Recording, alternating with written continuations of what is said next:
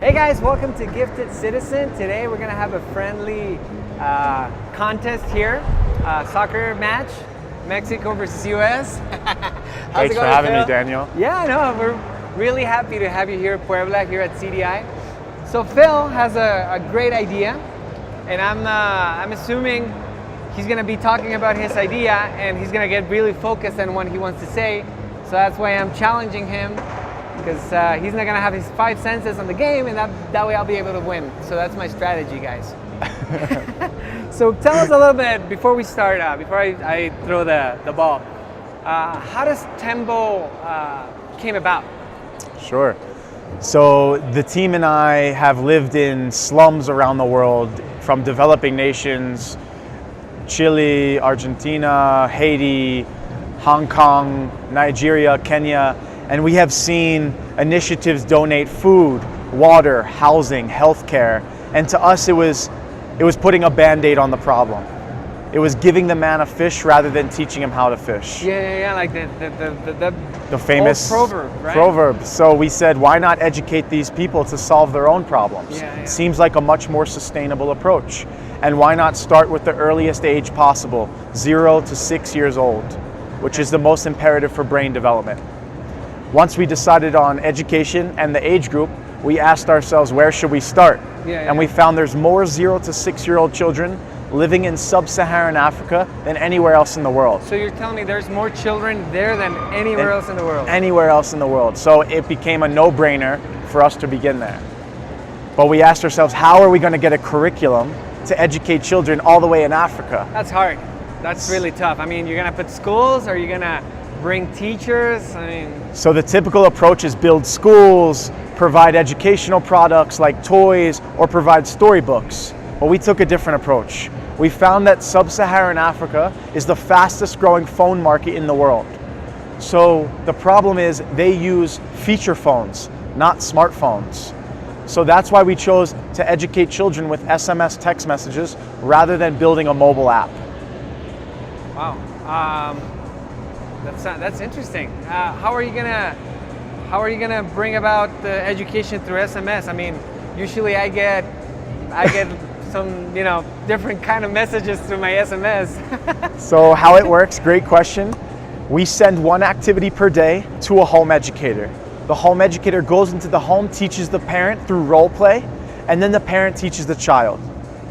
For educating their child and answering a quiz correctly, we reward the parent with free minutes in text, free airtime directly to their mobile phone to incentivize them to educate their children. So it's a way of telling the parent, you're gonna be our ally, you're gonna help us out by teaching your child the tools that we're giving you through teachers, right? Teachers are involved in the process. Yes. And then the parent's gonna get free messages, free time in their phone. Exactly. Okay. And now we're launching in America, in developed nations. And we don't need home educators in developed nations. And we don't reward them with airtime. We reward them with monetary incentives, like a Visa gift card or discounts on their groceries, etc. Well, it's time to start playing as we continue the interview. Let's play.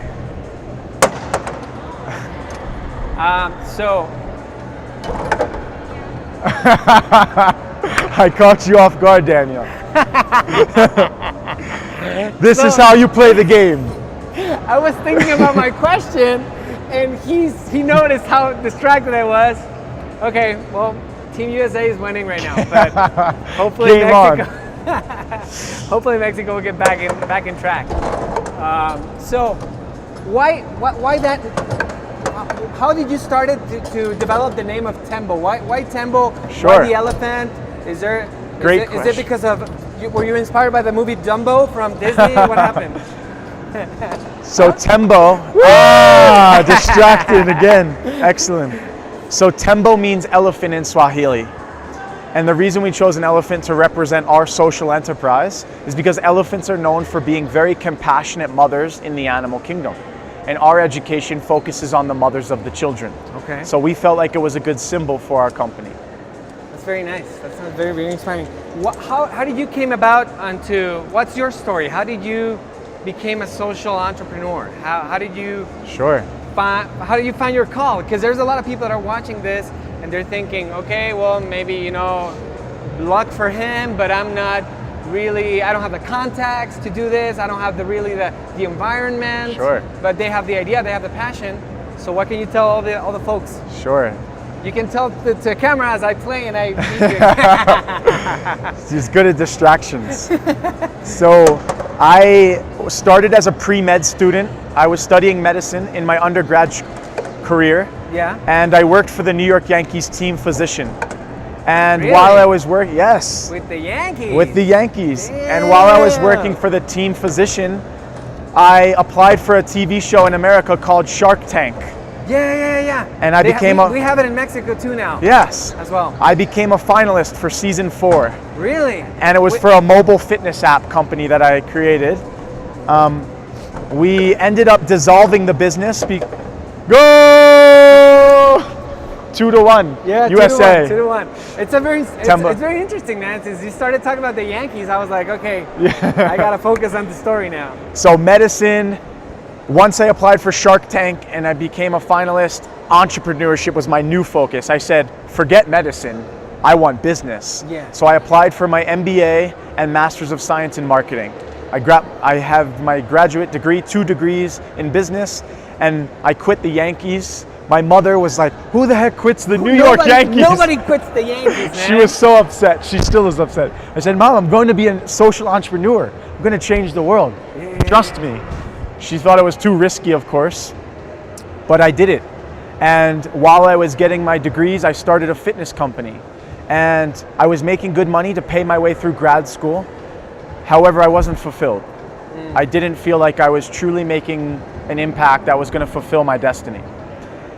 So I started traveling the world, and that's when I noticed a lot of initiatives were donating the food, the water, the housing, and it was putting the Band-Aid on the problem. Because it's always about that. It's always about, healing or, bringing doctors Energy. or bringing food, just to kind of keep the status quo in a way. And education is the foundation.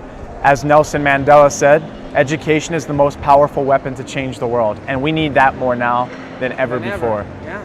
And so that's what we thought, the internet was going to bring, but it actually just brought a bunch of memes and Facebook. Sure. So that's why we use SMS text messages. A lot of people are developing advanced technologies for education. Yet the people at the bottom of the pyramid are still using technologies that 89% of the world uses it every day, SMS text messages. So why not leverage existing technologies and existing distribution channel to capitalize on educating their children and providing them with more value through an already existing behavior they use every single day as a daily habit. So let me just put myself in the situation. Sure. I'm a mother. Yes. Or, I'm a mother with a beard. But or a father. We have fathers in the program as well. I'm a father. I get the SMS. What kind of information am I going to get Sure. from the SMS? So I'm on the leadership board at Harvard's Graduate School of Education in Boston, and we develop the curriculum in-house, covering all 4 domains of learning: cognitive, motor, social emotional, and language. Our curriculum is derived from research done by Harvard, Pearson, PBS, Lego, and Sesame Street. We have PhD neuroscientist experts from Sesame Street, Harvard, and UNICEF. They help us develop the curriculum, making sure we're reaching all 4 domains of learning, covering each developmental milestone. We send 1 activity per day that's play-based, perfect for today. Very Friendly, Yeah, the kids love it. So they actually beg the parent to educate them using the Tembo activity because it's so much fun to them. That 1 activity only takes 15 minutes per day. We send it via text message to the home educator. The instructions. The instructions, step-by-step instructions, explicitly stated, so there's no cognitive bandwidth taken up. All they have to do is follow the step-by-step instruction. We tell them what to say, what to do, how to play with the child.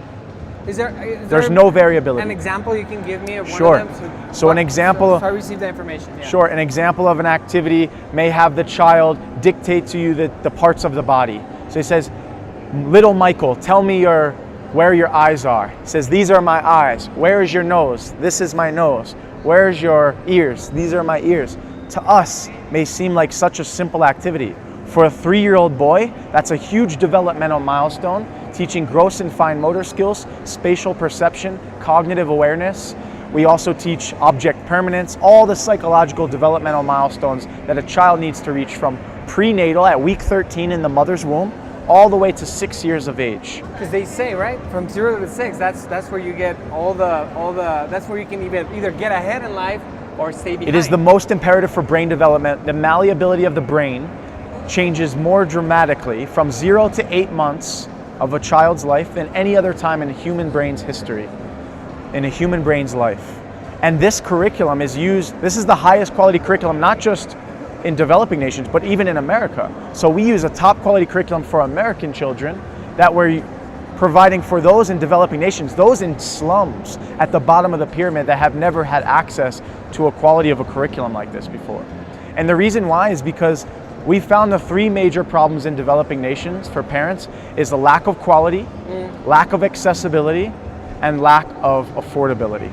With regard to quality, there's a lot of schools. We were blown away by how many schools there are in developing nations. The problem is they're more like daycare drop-off centers rather than high-quality educational institutions. So more like leave your child there as you go work. With little to no materials, they have 4 walls, but no real content, no real quality of curriculum. No development, no focus on bringing the child to another level. And accessibility, sometimes in the slums, it's too costly to bring your child to an education institution, to a school. It's inconvenient, it takes too much time. Maybe they're living in a slum that's entirely built on the water, only accessible by canoe. We have one that we work with in right now. 200 to 300,000 people are living on the water with only accessibility through canoe. So they have one school only serving 200 children in that slum. And yet there's tens of thousands of children not receiving an education simply because they cannot be accessed. We're a solution to that problem. And lastly is affordability. Sometimes the high quality institutions are just out of reach financially for the parents. It comes with a price. So we solve all 3 of those problems. Quality, we're using the highest quality curriculum developed by Harvard University.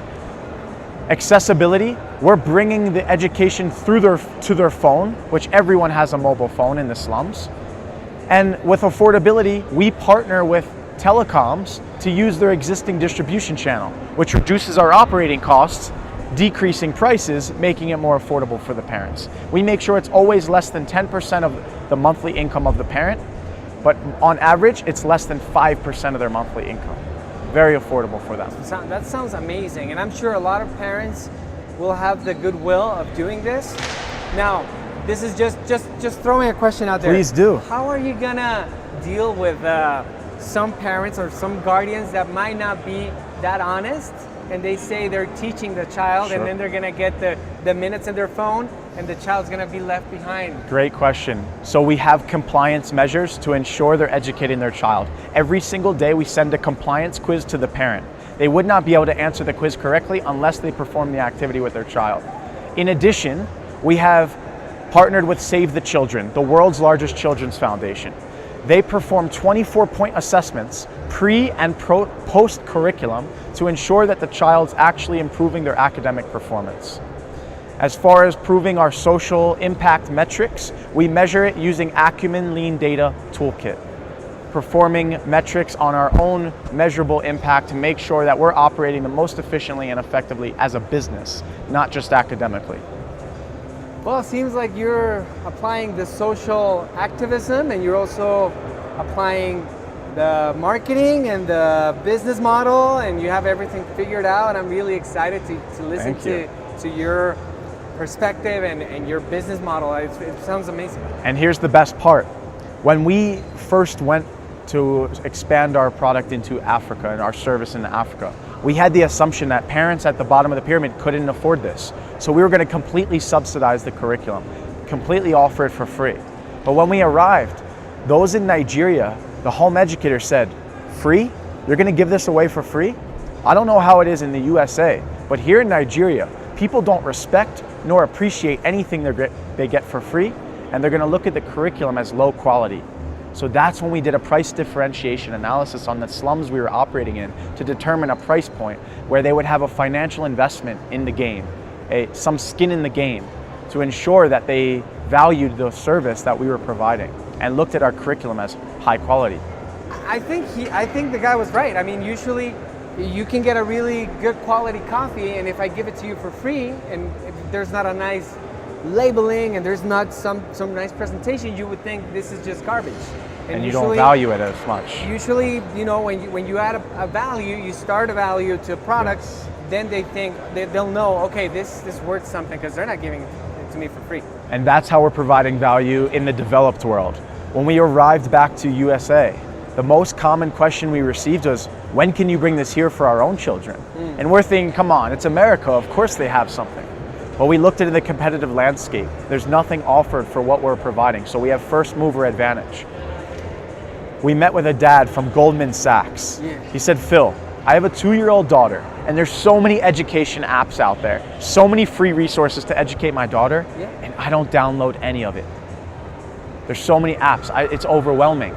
But if I could get one simple text message every day with a simple activity I can do with my child for 15 minutes when I get home from work, I would sign up. I said, I hope there's more people out there like you. And there was. We have now 1,000 schools and parents signed up on our American wait list when we launch here in America. Wow. It's going to be a little different model that we're not going to use home educators. We're going to incentivize them with monetary incentives. But in addition, we're going to offer 3 different models: basic, deluxe, and premium. In the premium model, you're not only going to be educating your own child, but also partially subsidizing and sponsoring a child's education in Nigeria or another developing nation. Nice. Someone that might need it more than you. So it's like a co-sponsoring. It's providing value for those in the developed world to bridge the gap to those in the developing world.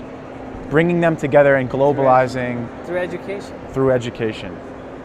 Well, there you have it. I mean, that's a complete business model. There's someone who's going to change the life of millions of people, the lives.